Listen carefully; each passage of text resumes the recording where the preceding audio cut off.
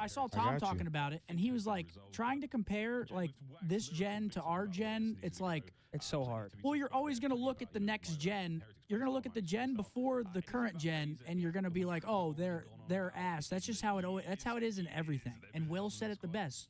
It's just like the ceiling is always going up, so you still have to be the best to be at the top of the ceiling. I probably butchered that, but it's so hard. It's so hard to compare. I mean, you can definitely make comparisons.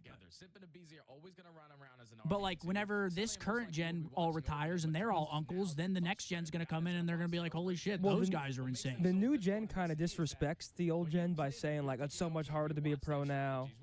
Yeah. Blah, blah, blah. It's not. They don't realize that. It's not. It kind of scales as it grows.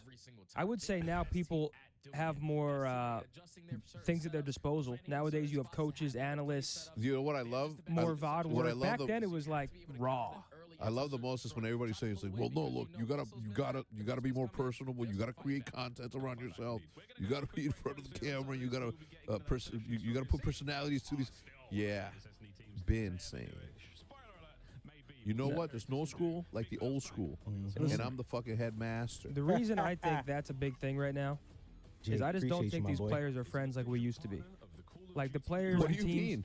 like these teams back then we were they're all too like, separate. We were all like one big friend group. So Yeah. even, I was actually thinking so this like the when we other day. played eights, there was like friendly banter and shit talk that I Yeah. don't think you get now. Now it's like professional and cordial.